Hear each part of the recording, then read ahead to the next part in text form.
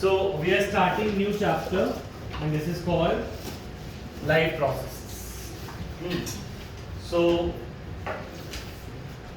life processes से हमारा क्या मतलब? लाइफ कैसे प्रोसेस होती है? चीज की तरह है जो प्रोसेस होके तुम्हें मिल जाती है. प्रोसेस का मतलब क्या है? कैसे काम करती है. अच्छा, लाइफ प्रोसेस का मतलब क्या? लाइफ कैसे काम करती है? How do we survive? शायद ऐसा कुछ है ना. तो the thing is there are, तुम जिंदा क्यों? What enables life? Digestion. Respiration. So because of some process like respiration. Respiration. Excretion. Excretion. Very good. Digestion. Digestion done. Point. Photosynthesis for plants. Right? ये सब processes, these processes are essential to maintain life. Life को maintain करने के लिए essential है. इनके बिना life नहीं है. तो processes that are essential to maintain life are called life processes. ठीक है, तुम्हारे पास हर एक शीट के बाद भी ब्लैंक शीट है. ठीक है, तो तुम ब्लैंक शीट पे अपने नोट्स बना सकते हो. ठीक है, एक प्रिंटेड है, एक ब्लैंक है. अरे रोहित आ गया तू गुड़गांव से? कल मिला था सर, स्कूल गया था सर. बना लिया था साइकिल पे? नहीं. सर कल नहीं मिला था. ठीक है, तो हम क्या कह रहे हैं कि ये नोट्स में हमारे पास एक प्लेन शीट भी है बीच में, तो तुम प्लेन शीट पे अपने नोट्स बना सकते हो. ठीक है, सो दैट एक तुम्हारे नोट्स और एक प्रिंटेड नोट्स एक ही जगह आ जाए और इनको तुम पंच करके फाइल में लगा दोगे. ठीक है, समझ में आई बात? तो शुरू करते हैं. लाइफ प्रोसेसेस हम कह रहे हैं, कुछ processes are essential to maintain life. Life को मेंटेन करने के लिए चाहिए. वो क्या है? खाना पीना सोना, ये तो अलग चीज है. पर हमारी बॉडी क्या वर्क करती है? डाइजेशन, रेस्पिरेशन, एक्सक्रीशन, फोटोसिंथेसिस, बहुत सारी चीजें हैं जो जिसके बिना लाइफ पॉसिबल ही नहीं है. तो these processes are called life processes. So what are life processes? These are the process which are essential to maintain life. Life को मेंटेन करने के लिए बहुत जरूरी है. ठीक है, अब अगर हम बात करें डाइजेशन, रेस्पिरेशन, एक्सक्रीशन और फोटोसिंथेसिस में से, शुरुआत करते हैं पहले लाइफ से. कि लाइफ, हाउ डू यू से कि this is living and how do you से दिस इज नॉन लिविंग?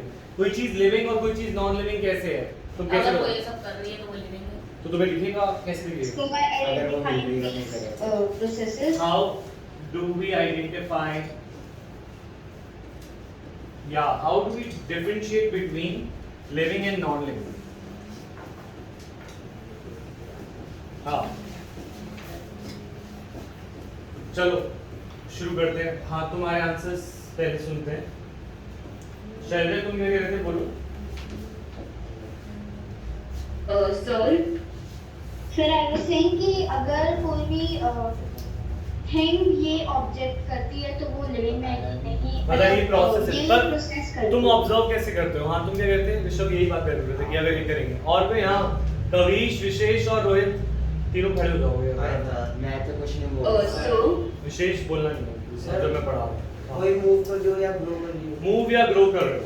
हाँ, प्रगुन बोलो. तो केमिकल इक्वेशन वाले चैप्टर का जो पार्ट रह गया उसके लिए पेजेस छोड़ दे. हाँ, छोड़ दो. ठीक है. Okay. अच्छा, किसने बोला था ये मूव एंड ग्रो? भविष्य ने. अच्छा, मैं अभी इसको पक्की बात नहीं कह रहा हूँ कि मूव एंड ग्रो सही ऑप्शन है. प्लांट्स मूव नहीं करते पर वो. हाँ, तो अभी मैं इसकी डिस्कस कर रहा हूँ. ठीक है, ये लो यहाँ.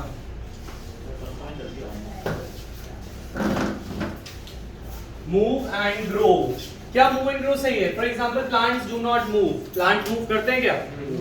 ठीक है. अच्छा, और नॉन लिविंग थिंग्स ग्रो. तुमने देखा ये कूड़े का पहाड़ जो हमारे बाईपास के पास है, वो ग्रो हो रहा है. वो क्या हो रहा है? क्या वो लिविंग है? Non living things also grow and living things do not move. तो क्या ये सही तरीका हुआ आइडेंटिफाई करने का या नहीं? नहीं, तो ये नहीं चलेगा। और कोई तरीका बताओ। सर मूव मतलब अगर हम कार्ड्स को लें तो वो नॉन लिविंग है बट वो मूव तो हाँ, करते वो हैं। मैंने बोला लिविंग भी मूव नहीं कर रहे, तो इस वजह से भी plants are living but still not moving. और कोई मैं बताना है, देखो तुम डिस्कस करोगे तभी बात बनेगी ना, नहीं तो मैं अभी पढ़ा के निकल जाता हूँ। चीजों को एनर्जी चाहिए होती है काम करने के तो एनर्जी पता कैसे चलेगा किस चीज को? एक कछुआ है बैठा है या छिपकली है बैठी सो रहा है, है। तो कार को तो भी फ्यूल चाहिए होता है। कार को भी फ्यूल चाहिए होता है, बात तो ये भी सही है। तो और क्या तरीका है लिविंग नॉन लिविंग के बीच? Living thing need to reproduce. Living thing needs to reproduce. ठीक है। अब कुछ ऐसे couples हैं, they are childless couples. They cannot reproduce. Are they non-living? कुछ organisms हैं जो कभी reproduce ही नहीं करते, पर वो living है। For example, male honey bee. Male honey bee जो है, बहुत सारी male honey bees do not reproduce because they are sterile. They cannot reproduce. तो उनकी प्रोजेनी कैसे चलती है ये भी पूछ सकते हो। अगर ये रिप्रोड्यूस नहीं करते तो प्रोजेनी कैसे चलती है?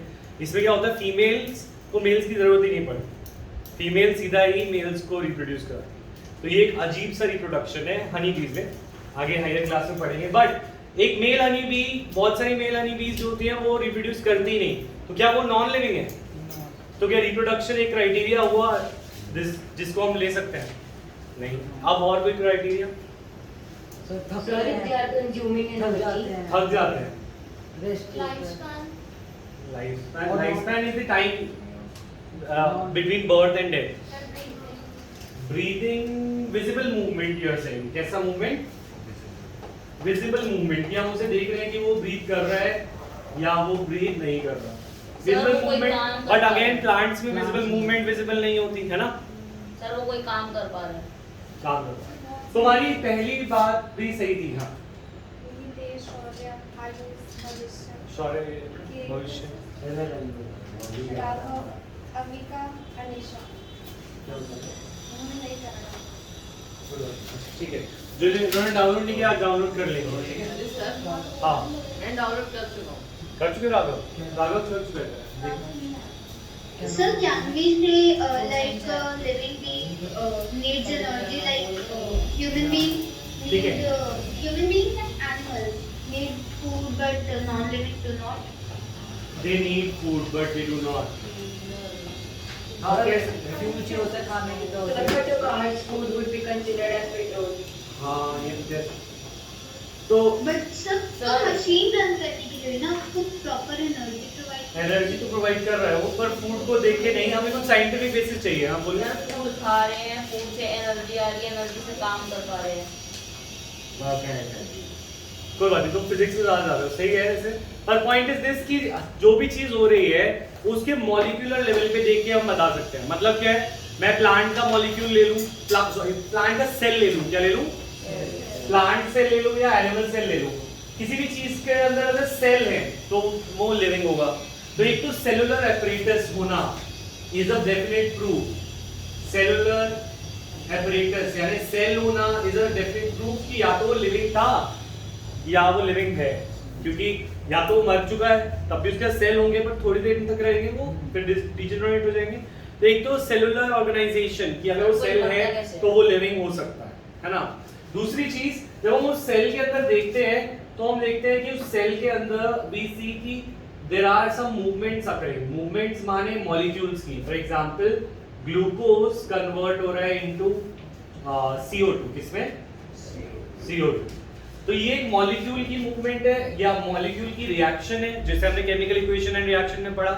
इसको हम बोलते हैं मॉलिक्यूलर मूवमेंट, या थोड़ा सा और सोफिस्टिकेटेड वर्ड भी है इसके लिए, दैट इज कॉल्ड मेटाबॉलिज्म। तो व्हाट इज मेटाबॉलिज्म? जिसमें मेटाबॉलिज्म है ये कंफर्म प्रूफ है, यानी किसी की बॉडी में अगर कोई रिएक्शन अगर कर रही है मॉलिक्यूल्स की बेस, उसको हम बोलते हैं मेटाबॉलिज्म। और metabolism is a definite proof जिससे हम कह सकते हैं कि ये लिविंग है। अगर किसी में मेटाबॉलिज्म ऑब्जर्व हो रहा है that means it is living. तो what is metabolism? Metabolism is the sum total of, it is the sum, या फिर हम बोले it is the all biochemical reactions occurring in a living system. तो सारी बायोकेमिकल रिएक्शंस, बायोकेमिकल माने जो biological system में है, और केमिकल रिएक्शन है तो ये केमिकल, भाई केमिकल्स किसके केमिकल्स हैं? बायोलॉजिकल सिस्टम के, प्लांट और एनिमल के। तो all biochemical reaction in an organism is called metabolism. तो I can say digestion is a metabolism. Digestion में रिएक्शन इन्वॉल्व होती है, खाना खाते हैं और CO2 निकलता है, खाना खाते हैं और उससे एनर्जी निकलती है. ये एक रिएक्शन है. कैसी रिएक्शन है? बायोकेमिकल. कैसी है? तो बायोकेमिकल रिएक्शंस को बॉडी की क्या नाम दिया है हमने? मेटाबॉलिज्म. और एनसीईआरटी ने बोला मॉलिक्यूलर मूवमेंट. क्या बोला है? Molecular movement. तो what is the definite proof कि चीजें लिविंग है या non living? The definite proof is molecular movement. तो और दूसरा हमने एक और चीज पढ़ी, सेलुलर ऑर्गेनाइजेशन. दूसरी चीज क्या है? Cellular organisation. तो दो चीजें तो मैंने गिनवा दी, ऐसे और भी है वैसे. Molecular movement, cellular organisation. एक होता है कॉन्शियसनेस. कॉन्शियसनेस माने हमें आसपास का पता होना, हम सेल्फ कॉन्शियस हैं. ऐसे ही सारे लिविंग ऑर्गेनिज्म कॉन्शियस होते हैं कि आसपास, जैसे प्लांट्स आर कॉन्शियस अबाउट कि कहाँ पे सनलाइट है, तो दे आर कॉन्शियस तो उधर मूव कर. ठीक है. अच्छा, और अगर मैं बोलूं कि दे आर कॉन्शियस कि उनकी रूट्स हमेशा नीचे जाने चाहिए ग्रेविटी की तरफ, तो they are conscious about it. अगर वो कॉन्शियस नहीं होते तो उनकी रूट्स कभी ऊपर निकल रही होती और कभी प्लांट्स नीचे होते. ऐसा तो नहीं होता उल्टा गमले के अंदर निकला हो पौधा. The point is this, they are conscious about कि आसपास क्या चीजें हैं, है ना. तो consciousness is the third defining property. Third defining property क्या है? कॉन्शियसनेस. ठीक है. That is awareness about surrounding. Consciousness का मतलब क्या है? अवेयरनेस ऑफ सराउंडिंग, कि मेरा खाना कहाँ है, मुझे बैठना कहाँ है. This is all that defines what defines a living organism. Question था ये और इसको 3 स्पेसिफिक पॉइंट्स हम लिख सकते हैं. And there can be more also. What defines a living organism. ये Anisha, Pragun and Shailaja, is this clear? Yes, sir, clear. Yes, sir, clear. Anisha, Yes, sir. ठीक है. अब हम बात करते हैं क्वेश्चन नंबर 1 की.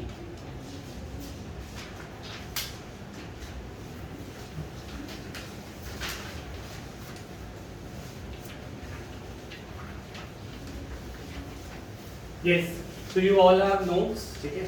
इन नोट्स में जहाँ जहाँ पे मैं लिख रहा हूँ वहाँ पे तुम नोट करोगे. कहाँ है नोट्स? बैग में डाल दिए? पैक भी हो गया बैग? पेन भी नहीं है, कॉपी भी नहीं है. सर यही अभी तो बैच शुरू है, अभी को डराऊंगा नहीं. कॉपी पेन पहले नहीं डलाना चाहिए नेक्स्ट क्लास. ठीक है. हाँ. और किसी कौन है ऐसा जो लेकिन कॉपी पेन? चलो. डराते हैं. 11th 12th को मैं डराता हूँ. 9th 10th को नहीं डराता. देखो हमें मत डराओ. ऐसा हाँ. हमें मत डराओ. जैसे आप साइकिल पे डराते हैं इसको. चलो. तो using visible movement as defining characteristic of life is not enough. Why? Visible movement, देखना, सिर्फ देखना कि कोई चीजें दिख रही है हमें चेंज होती है. जैसे हम ये बोलते हैं कि गाड़ी की पोजीशन चेंज हो. हाँ, जैसे एनिमल्स हैं वो को ब्रीदिंग मूवमेंट दिखती है, सांस लेते हुए, सांस छोड़ते. तो विजिबल मूवमेंट वो कैसी है? इज इट इनफ और is it not enough? Not enough. It is not a characteristic property जिससे हम बता सकें. व्हाई? इसका आंसर क्या लिखेंगे? एंड तुम ये क्वेश्चन आंसर दोनों लिखोगे, प्रगुन, शैलजा और अनीशा. ठीक है. जब तक तुम्हारे प्रिंटेड नोट्स नहीं है तो इसका आंसर बोलेंगे सम. हाँ. Some living organisms do not show visible movement. Example is some Plants. living organisms do not show visible movement. Do not show visible movements. Example plants. And not all moving things are living. Example.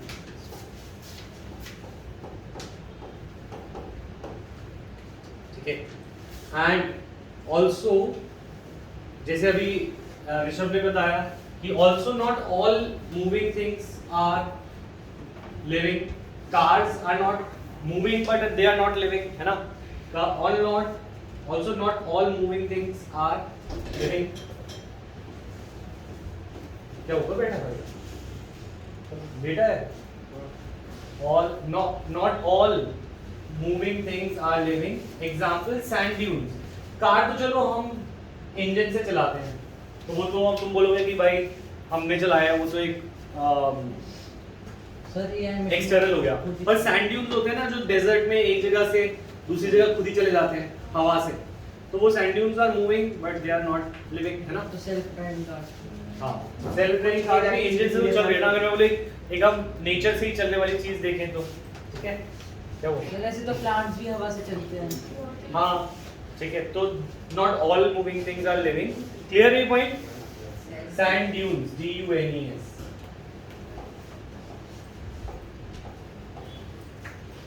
अच्छा, what is defining characteristics of living organisms? सबसे पहला तो molecular movement. First is defining, मतलब जिससे पक्का पता चल जाता है कभी इसको कौन सी तीन है। Molecular movement, molecular movement, consciousness, consciousness. Sir पढ़ के बोल रहा है मुझे। कोई बात नहीं, अभी टेस्ट तो हो गए, पता चल जाएगा। कॉन्शियसनेस और third is self awareness, consciousness हो गया। एक और बताइए, सेलुलर ऑर्गेनाइजेशन। सेल्स है या नहीं? Cellular done. ये मिल गया नोट्स से?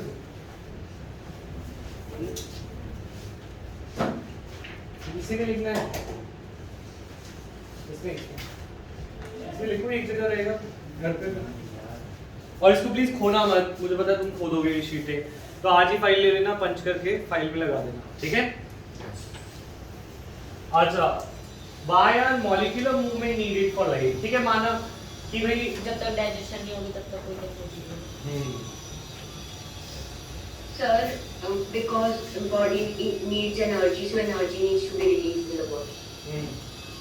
तो करेक्ट। मॉलिक्यूलर मूवमेंट क्या है? Molecular movement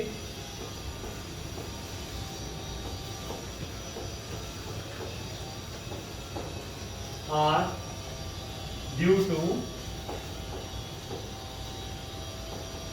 essential molecular movements are due to essential life processes occurring in our body. Life processes occurring in our body. Notes में मिलेगा है? Notes में occurring in our body, साफ लिख दो बस, ठीक है।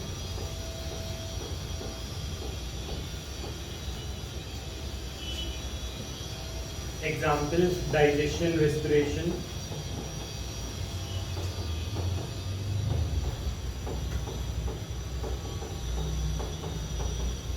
केमिकल्स हमारे ब्रेन में भी निकलते हैं, तो उसमें भी वही लाइफ प्रोसेस है, वो भी मेटा मॉलिक्यूलर मूवमेंट है। बॉडी में होने वाली कोई भी, किसी सेल में होने वाली कोई भी प्रोसेस जिसमें कोई मॉलिक्यूल दूसरे में कन्वर्ट हो रहा है या मूव कर रहा है, वो भी मेटाबॉलिज्म। ब्रेन में क्या, ब्रेन क्या ऑक्सीजन नहीं पहुंचती क्या? ब्रेन पे तो सबसे ज्यादा ऑक्सीजन पहुंचनी चाहिए, ब्लड पहुंचना चाहिए, सो दैट ब्रेन जो है सबसे इंटेंसिव एरिया है जहाँ पे हमारा ब्लड तो कम क्यों ज्यादा होता है। ब्रेन के पास ब्लड ज्यादा होता है, हार्ट, लंग्स, ये वैस्कुलर ऑर्गन्स होते हैं, ठीक है। पर ब्लड वहाँ तक मुश्किल से पहुंचता है, जो ज्यादा चीजें नहीं पहुंचती, सेरेब्रोस्पाइनल फ्लूइड भरा होता है उनके अंदर, और वो एक बैरियर बना के रखता है। पर जो सारा कुछ है ऑक्सीजन, अगर किसी को ब्रेन तक ऑक्सीजन ना पहुंचे तो क्या होता है? नींद आ जाती है।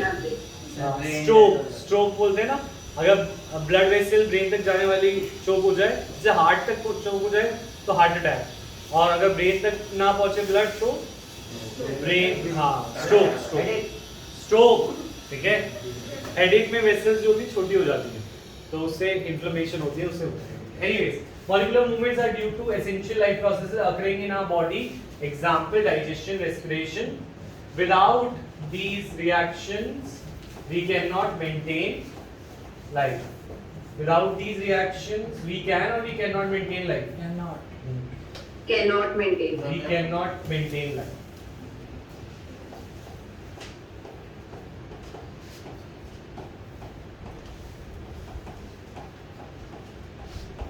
राइट, तो ये क्लियर है सबको? Yes, sir. Sir, just a second, okay.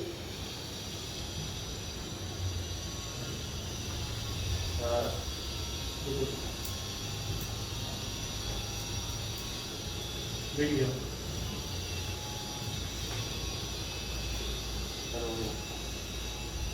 हमने किया देख लिया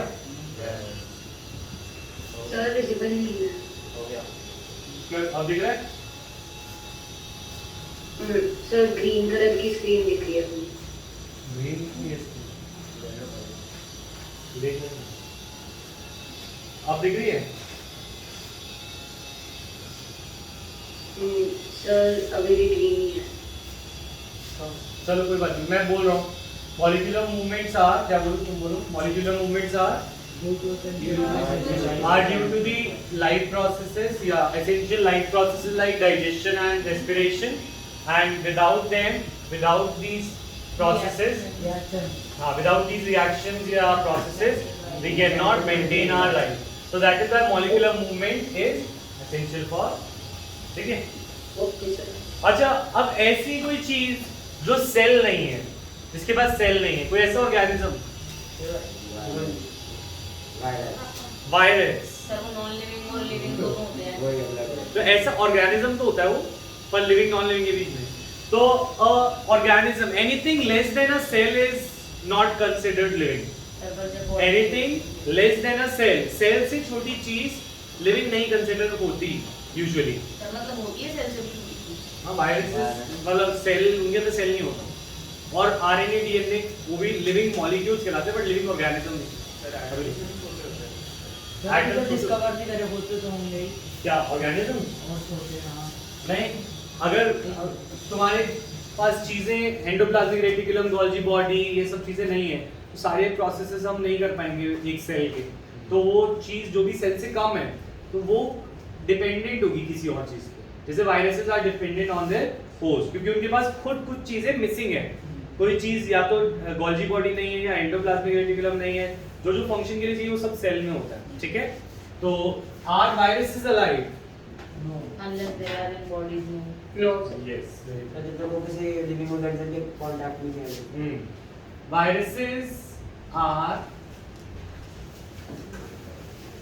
Viruses are non-living until they enter the host cell.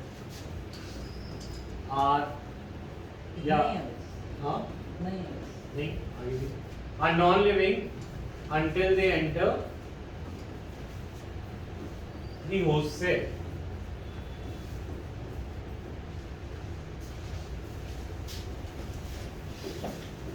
When they enter the host, they use the host cell machinery. जब भी किसी होस्ट में आते हैं they use host cells machinery to function and reproduce.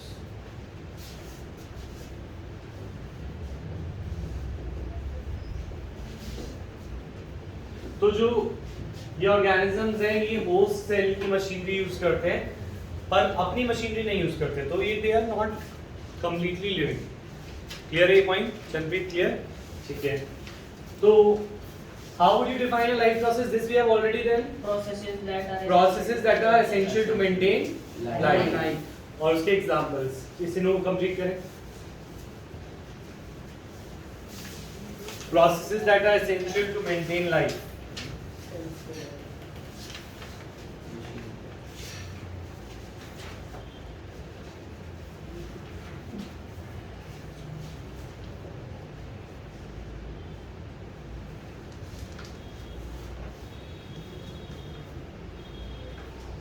Sir example भी लिखने हैं. हाँ okay. processes that are essential to maintain life are called life processes. Examples respiration हाँ nutrition respiration digestion respiration transport.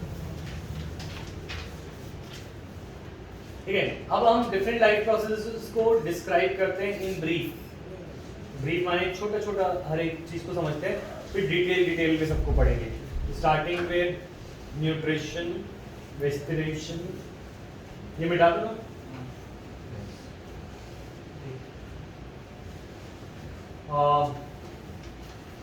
What is nutrition? Nutrition is जिसको हम digestion भी बोल रहे हैं कि हम खाना लेना बाहर से, वो न्यूट्रिशन। किसी को तोड़ना, खाने को तोड़ना, वो डाइजेशन होता है। खाने को तोड़ना क्या होता है? डाइजेशन। तो पर न्यूट्रिशन इज जब हम बाहर से कुछ एनर्जी सोर्स लेते हैं into the our body, a process to transfer a source of energy from outside to inside the body, that is called nutrition. और इस एनर्जी सोर्स को क्या बोलते हैं? फूड। क्या बोलते हैं? फूड। इतनी तो आसान है। क्लियर है point? Sanchi and Sanchi clear? अच्छा, since life on earth depends upon carbon based molecule, जो भी सारी अर्थ पे लाइफ है, हमारे अर्थ पे तो ये कार्बन पे ही बनी हुई है, क्योंकि हमें कार्बन के बिना हम जिंदा नहीं रह पाते। तो कुछ ऐसे ऑर्गेनिज्म है जो बिना कार्बन के भी जिंदा रहते हैं, और वो है बैक्टीरिया। क्या है? कुछ बैक्टीरिया सल्फर भी यूज कर पाते हैं, कार्बन की जगह सल्फर, और इलेक्ट्रिसिटी से भी एनर्जी ले लेते हैं। तो बैक्टीरिया सबसे एडवांस है, ह्यूमन से भी ज्यादा श्योर है। ठीक है, ह्यूमन से भी ज्यादा क्यों? क्योंकि क्या नहीं कर सकता बैक्टीरिया? सब कुछ कर सकता है। वो सनलाइट से खाना बना सकता है, कुछ बैक्टीरिया सन से खाना बना सकते हैं, कुछ बैक्टीरिया जो है डिकम्पोजिंग मैटर पे से खाना ले सकते हैं, वो इलेक्ट्रिसिटी से खाना ले सकते हैं, वो उन चीजों से ले सकते हैं जिनसे कोई नहीं, इनऑर्गेनिक विदाउट कार्बन बेस्ड चीजों से भी अपना खाना ले सकते हैं। बट इन दी एंड वो अपनी बॉडी में कार्बन का ही मॉलिक्यूल बनाते हैं, चाहे कार्बन डाइऑक्साइड लें या कैसे भी करें। तो इसीलिए हमने यहाँ पे बोला है कि life on earth is based on which element? Carbon based molecule. हमारा खाने में ग्लूकोज है, ग्लूकोज में कार्बन है। तुम कोई भी खाना लो, प्रोटीन ले लो, फैट्स ले लो, कार्बोहाइड्रेट्स ले लो, इन सब में क्या है? कार्बन। सर सांस लेने के लिए तो कार्बन नहीं, सांस लेने के लिए तो कार्बन डाइऑक्साइड रिलीज कर। तो फूड हमारा कार्बन बेस्ड मॉलिक्यूल्स है, ठीक है। एग्जांपल इज ग्लूकोज, ठीक है। अच्छा, अब ये इसी कार्बन सोर्स को लेने के अलग अलग ऑर्गेनिज्म ने अलग अलग प्रोसेसेस बना रखे हैं, जिसको हम पढ़ेंगे ऑटोट्रॉफ, हेटेरोट्रॉफ, पैरासाइट एक्सेट्रा। तो न्यूट्रिशन की डेफिनेशन क्या है? Process in which transfer of energy from outside to the body of the, बाहर से खाना अंदर लेना, this is our nutrition process. Clear है पॉइंट? Next, respiration. रेस्पिरेशन में हमने जो खाना लिया उसको ब्रेक करना है, और ब्रेक करके उससे एनर्जी निकालनी है। क्या निकालनी है? एनर्जी। उसको हम बोलते हैं रेस्पिरेशन। तो रेस्पिरेशन ब्रीदिंग नहीं होता, ये बच्चों को डाउट रहता है। रेस्पिरेशन और ब्रीदिंग में डिफरेंस है। रेस्पिरेशन और ब्रीदिंग में क्या डिफरेंस है? ब्रीदिंग होता है taking in oxygen, leaving carbon dioxide, this is just one part. पर वो ऑक्सीजन कहाँ जाती है? ऑक्सीजन हमारे सेल तक जाती है। कहाँ पे जाती है? कैसे? ब्लड के थ्रू जाती है। तो जो ऑक्सीजन हमारे ब्लड से सेल तक पहुंची है, उस ऑक्सीजन को यूज करके हम एनर्जी बनाते हैं। Food plus oxygen, food plus Priyanshi, food plus oxygen makes energy. और वो एनर्जी किस फॉर्म में स्टोर होती है? किसी को पता है?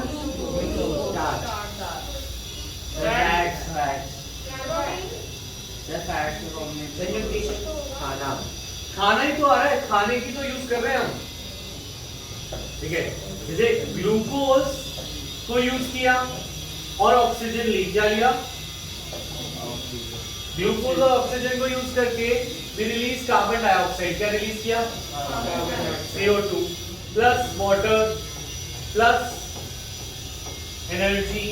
ये एनर्जी किस फॉर्म में होती है? रिलीज होती है। ये एनर्जी क्या हमारे सेल ऐसे रिलीज कर देता है या कुछ जोड़ के रखता है? कुछ जोड़ के रखता है। वो जोड़ के रखता है ATP। क्या? ATP is adenosine triphosphate. This is the currency of cell. Cell की करेंसी है।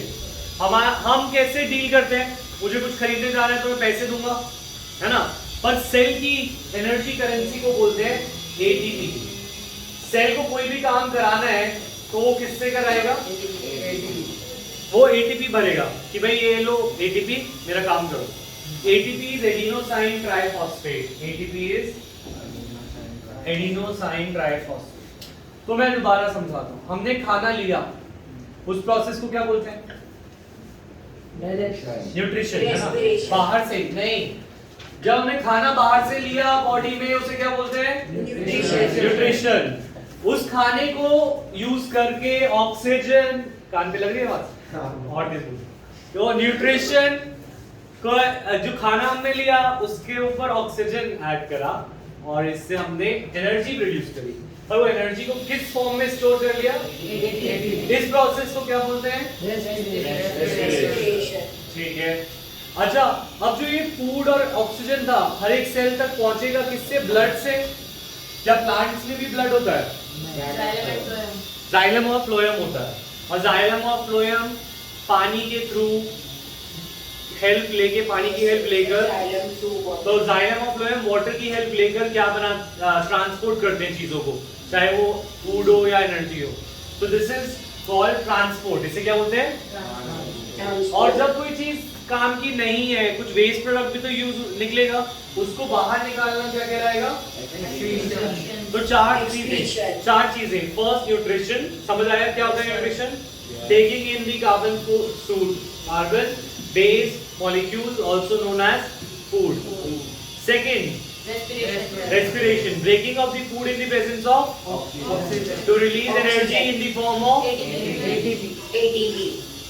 fourth, excretion, transport is transporting of food and oxygen from one part of the body to another, is transport, और excretion is removal of the waste part from the body। ठीक है, ये चीजें तुम सबको clear है, तो आगे बढ़े। Yes, sir. अच्छा अब हमारे पास, हमने तो ब्लड की बात कर ली, हमने तो लंग्स की बात कर ली ब्रीदिंग के लिए, हमने डाइजेशन के लिए डाइजेस्टिव ट्रैक्ट, हम फूड की बात करें माउथ एक्सेट्रा। हमारे पास इतने सारे ऑर्गन्स है, पर किसी के पास ऑर्गन्स या टिश्यूज या कुछ भी नहीं है, वो है यूनिसेलुलर ऑर्गेनिज्म। पर वो भी लिविंग है कि नहीं? लिविंग है। तो वो ये सब काम कैसे करते हैं? हाउ डू दे परफॉर्म सच? एक ही सेल करता है सारा कुछ। तो उसका कुछ एग्जांपल्स भी दे सकते हैं क्या? Unicellular organisms like amoeba perform all the life processes using a single cell। एक ही सेल से करते हैं। तो कैसे ये प्रोसेस होगा? अमीबा का सेल खराब हो, तो हमारे सेल्स भी खराब हो जाते हैं।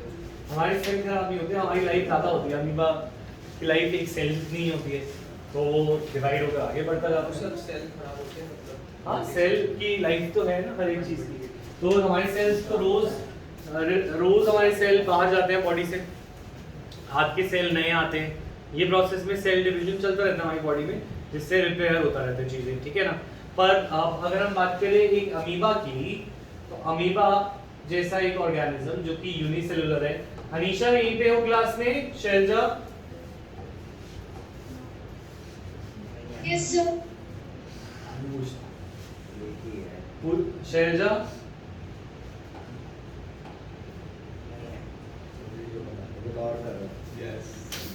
अभी तो शुरुआत है ना सेशन की, अभी नहीं बनाते। शुरुआत में अच्छा रहेगा। डराऊंगा तुझे, तो डराऊंगा मैं। सर कभी शर्ट में आते हैं आजा। हाँ, तो यूनिसेलुलर की बात कर रहे हैं। तो यूनिसेलुलर के अंदर रेस्पिरेशन जो होती है, ऑक्सीजन और फूड कैसे लिया जाता है? पहले तो न्यूट्रिशन की बात करते हैं। किसकी बात करते हैं? तो first they obtain food and oxygen through their body surface,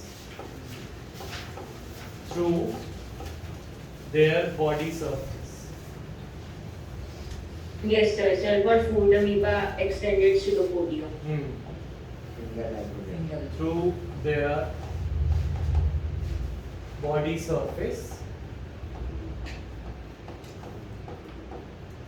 It excretes through body surface। अपनी बॉडी की सरफेस से ही चीजों को बाहर निकाल देता है, ठीक है।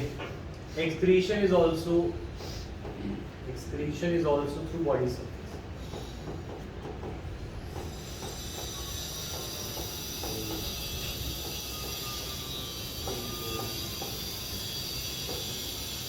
चैप्टर 1 का टेस्ट ले लूं? किसका चैप्टर 1 पूरा हो गया था? संडे को ले ले टेस्ट। या एक वीक दे दो अभी? अभी एक हफ्ते चाहिए। चलो इस सप्ताह कंप्लीट कर देता हूँ, फिर नेक्स्ट संडे चैप्टर 1 का टेस्ट होगा, ठीक है? किसी के अभी भी टॉपिक रह गए हूँ जो बैलेंसिंग और टाइप्स ऑफ केमिकल इक्वेशंस और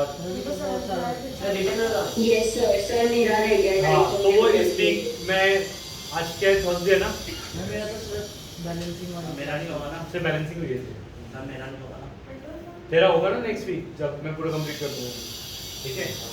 also is to body surface, excretion भी किससे करता है? बॉडी सर्फेस, मतलब वो खाना भी बॉडी के सर्फेस से लेता है और वो एक्सक्रीट भी बॉडी के सर्फेस से करता है। अमीबा कहाँ मिलता है?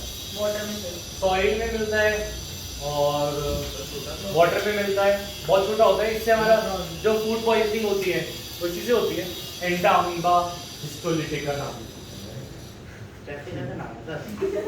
सिंपल हमारे नाम तो इतने अच्छे हैं। एक एग्जांपल है अमीबा का, it causes dysentery, food poisoning, ठीक है? अच्छा, अब पॉइंट इज दिस, उसका खाना अगर यहाँ पे है, उसका खाना है यहाँ पे, सर खाता क्या अमीबा? छोटे ऑर्गेनिजम्स, उससे भी छोटे। हाँ, फाइटोप्लैंक्टन्स होते हैं ना, छोटे छोटे ऑर्गेनिज्म, तो उसके आसपास अपना ये क्या बना लेता है? ये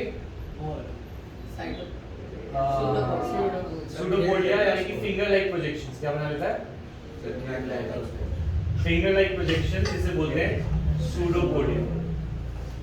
ये बनाना है ये हेयर बुक में, सूडोपोडिया। हाँ बनाना है। हाँ, फिर इसमें क्या ठीक है।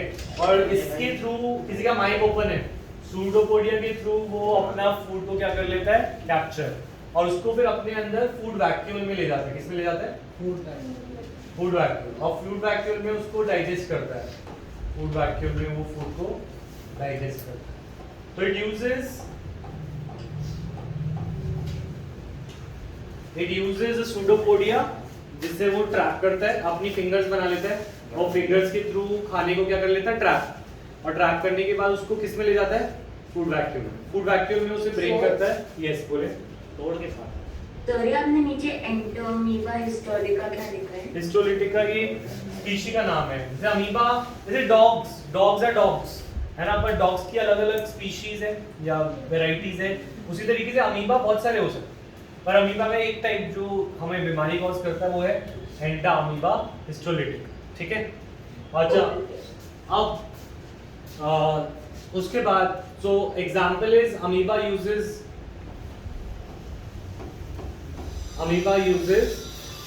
false appendages मतलब हाथ का है, also known as pseudopodia, to engulf या हाँ बोले false appendages मतलब नकली appendages, नकली हाथ पैर बनाता है वो, जो थोड़ी देर बाद गायब हो जाते हैं। तो ये जो हाथ बनाए हैं इसने, जो उंगलियां बनाई हैं, ये उसकी appendages हैं। appendages मतलब हाथ पैर, पर ये false है बिकॉज बॉडी है। हाँ, बॉडी से बनाए हैं और उसमें वो बाद में गायब हो जाएंगे। तो गायब हो जाएंगे तो फिर फॉल्स करेंगे। फॉल्स तभी तो वे गायब हो गए, तेरे हाथ गायब करके देखा। अभी नहीं होंगे। तो पॉइंट इज दिस, ये फॉल्स है। तो engulf food and sir fake नहीं लिख सकते false? Digest it in a food vacuum.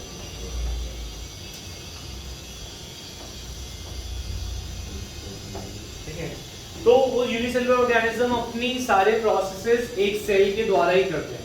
वो अपनी बॉडी के सरफेस से चीजें ले लेते हैं, बॉडी के वैक्यूल्स को यूज करके उसको ब्रेक कर लेते हैं, फिर उसे बाहर एक्सक्रीट कर देते हैं बॉडी से ही। तो सारा काम उनका, जो हम इतने सारे ऑर्गन यूज करते हैं, वो एक सिंगल सेल से कर लेते हैं। यहाँ तक बात क्लियर है? ठीक है, टेस्ट भी देना आज, हाँ? सर आज कार्ड वाला टेस्ट। तैयारी नहीं की। फॉल्स अपेंडेजेस, अपेंडेजेस मींस हाथ पैर जो सर इसका तो कोई टेस्ट करना तो चले जाऊंगा ना। सर मेरे को क्यों बकरा बनाया हुआ है? क्या बकरा क्या बनाया? तूने ही नहीं पढ़ा, ये तो पूछूंगा। पढ़ा ही नहीं? नया चैप्टर शुरू था आज। मेरे को पल्ले ही नहीं पड़ोगे। बिल्कुल। मैं क्या हेल्प कर सकता? होम ट्यूशन लगवानी पड़ेगी। अच्छा, डन? Yes sir. बिठा दूं? Yes sir. No. Yes sir, done.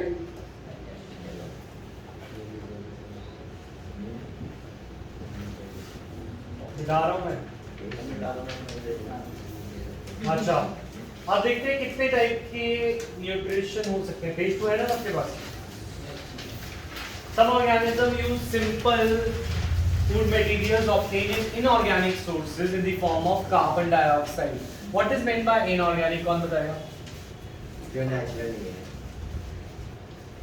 Living नहीं है। सर एक चीज की फिगर है। सर जो कार्बन से नहीं है। ये अच्छा सुनो मेरी बात। इनऑर्गेनिक वैसे हम फेस वॉशेस की बात नहीं कर रहे और जो तुम इंस्टाग्राम पे चीजें देखते हो चाय वगैरह 100% ऑर्गेनिक 100% ऑर्गेनिक, वहां पे उनका नाम मतलब होता है इंग्लिश में लिविंग। ऑर्गेनिक का इंग्लिश में मतलब क्या है? लिविंग। पर केमिस्ट्री में और साइंस में ऑर्गेनिक का मतलब है carbon based. Carbon and hydrogen दोनों चीजें एक ही में हो तो वो हाइड्रोकार्बन, वो ऑर्गेनिक होता है। तो व्हाट इज ऑर्गेनिक यहाँ पे ऊपर ही लिख लेंगे। ऑर्गेनिक कंपाउंड्स आर, तो इसका मतलब वो फेक लिखा होता है। नहीं वो फेक नहीं लिखा होता है, इंग्लिश में उसका मतलब लिविंग है। पहले केमिस्ट्री में भी उसका नाम मतलब लिविंग था, पर पहले हम सोचते थे ये चीजें हम नहीं बना सकते, अब हम लैब में बना सकते हैं, तो हमें उसकी डेफिनेशन चेंज करनी पड़ती है। पहले हम उसे लिविंग ही समझते थे। मैं समझाऊंगा वो 10th में समझोगे, 10th में ही हो तुमको। तो और कार्बन एंड मैं शक्ल देख के भूल गया था, 9th में लग रहे हैं अभी। तो ऑर्गेनिक केमिस्ट्री आएगी ना कार्बन एंड इट्स कंपाउंड में, तब समझेंगे। जितना अभी हजम करना है उतना ही खाना है ना। तो ऑर्गेनिक का मतलब लिख लो अभी, क्या है? क्या है? Study of organic, organic chemistry में लिख रहे हैं, हम बोल रहे हैं ऑर्गेनिक कंपाउंड्स की बात। Made of hydrocarbon and their derivatives, made of hydrocarbons. Sir आपने ये बताया कि जो भी चीज मुझे भी नहीं पता अभी। मुझे खास लगती है। Made of hydrocarbons and its derivatives.